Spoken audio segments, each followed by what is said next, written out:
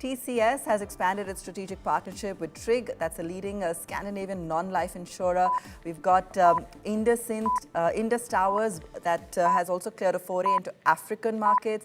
So that's another one in the news this morning. But really auto, and I'm just going to come back to that as markets kick off because we're counting down to the GST meet. We're seeing that gap up on the Nifty, opening with a green tick this morning, and we'll wait and see how it continues through the day. I want to pull up all of those auto stocks because that's really where a lot of the action will be, at least on the Nifty 50, and then we can, of course, look at the broader markets as well.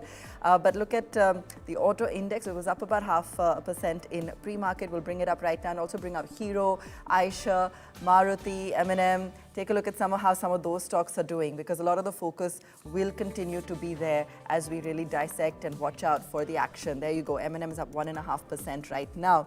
We're also seeing a nice green take on TCS post the news. Zomato continues to be a strong mover today, has been actually pretty steadily gaining through the week. ONGC is back in the green today as well.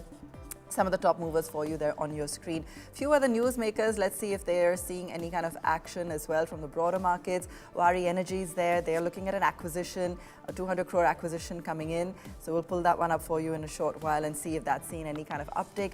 And PNC Infratech has also emerged as a bidder for the development of Varanasi's Lal Bahadur Shastri International Airport. So Waaree 0.8% up there and PNC 3%. So PNC, in fact, they've emerged as the top bidder for the development of Varanasi's Lal Bahadur Shastri International Airport, which will obviously be a huge positive for the stock. Adani Power has gotten the coal ministry nod to begin operations at the Roli mine, that's in Roli, Madhya Pradesh. So let's bring that up for you as well. Take a look at how it's faring on open, Adani Power. And 5% uptick there. So that's also for a new mine in Madhya Pradesh. So that's the tick. Okay, 1% on an Adani Power. Yes Bank, CCI has approved an SMBC stake acquisition. So Yes Bank in the news. Lemon Tree has signed 3 new properties as well. Ajmer, Pushkar, and plus a Keys Light as well. So that's a lot of action there for Lemon Tree this morning. Nice green ticks coming in across the board. And MOIL has also reported its highest ever August output. So that's another one that's buzzing this morning. We'll pull that up for you as well. Let me go straight across to Amit now on the opening trades. Amit, markets are at the moment now flat again after that uptick on opening, but everyone is counting down to the GST meet and expecting a huge fillip on the back of that. What are you watching out for when it comes to trade, over this week, especially given all the news that's anticipated? Well, yeah, GST will be one of the key, announcements to watch from the government.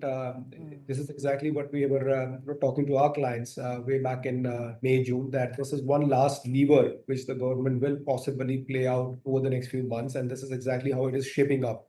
Now, the fine tuning of the rates, I think, will be watched very closely as to what moves from 12 to 5, 18 to 5. And then accordingly, you will realign your expectations of earnings, demand buoyancy, potential loss on the revenue side, of course, and other aspects. So very important announcements, but sentiment-wise, much more supportive of the market valuations, and hopefully the consumption starts behaving better. Not wanting to sound too bullish. Let us see how it shapes up and how the consumer reacts to that entire announcement as we go along. Okay, so remaining a little cautious, wait and watch there. But Amit, I want to bring up those auto stocks. That's really where we're going to see a huge consumption boost. Remember, we're also in festive season, which is always the high point for some of these consumer names, especially auto and two-wheelers. I also want to bring up Ola Electric. Let's bring that up for you. A couple of other newsmakers there as well. We're seeing two-wheelers overall, of course, gaining. There has been some news on easing off on rates on hybrids while increasing taxes on those higher-end EVs. But Ola Electric, of course, is up almost 2% this morning. Want to get a take from you on that particular counter? Well, we don't have an official stance on it, but I think the major re-rating in the last few days has been triggered by the approval of the PLI and the potential unlocking of supply chain issues. Ola has had some challenges in terms of quality and consumer perception. And I think some of those issues seem to be getting addressed now, and therefore the level of re-rating that you're seeing. I would reserve my take on the counter, especially we have to see the new launches, how they perform and how the consumer perception changes. But the broader take, I think, on two-wheelers, Ola included and other names included, seems to be far more supportive, given that we did not see a very strong demand since the last almost 7-8 months, and with the GST cuts, the way they play out, should support the demand for the traditional two-wheelers. On the EVs part, I think we have to wait and see as to which category gets impacted in whatever fashion. There is a sense that some of the 350cc, below 350cc will possibly get an advantage, but we have to wait and watch. Okay.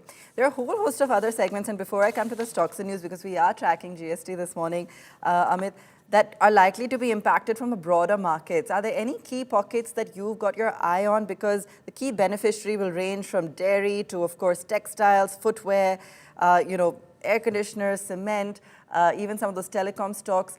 Are there any pockets particularly that you perhaps are tracking in light of what we're expecting from those GST reforms? Well, these are all the pockets. You said it all essentially.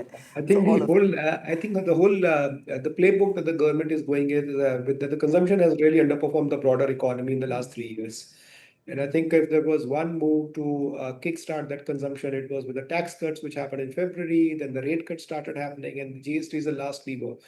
So all the categories that you are looking at are essentially on our focus. We believe there will be some winners, some material winners. The broader, I think, sense is that it should hopefully start a structural tailwind for consumption at large in India. Nice. So Yeah. India, the challenge has been that the wages growth has not been very healthy, but it has turned positive now. Consumer has been very, very, shall I say, muted in terms of behavior. You always expect the festival season to do well, but the last 3 years has not been really up to the mark. So hopefully, this move by the government should give the much needed confidence for the consumer to open the wallet. Now we have to figure it out as to how the overall metric at the ground works out. But most of these categories are on our radar, and one category which we believe will relatively do better is FMCG staples, which took a major brunt of the muted demand. It had a raw material inflation challenge to navigate, which they have done successfully, and the price pass-throughs that we went through over the last 3 odd quarters, all of that is now in the valuations, in the sentiment. So that is one segment which we have recently upgraded from a neutral stance to positive. So we believe that that is one. Staples as a broader category should do relatively better, and we like that as a space. All right.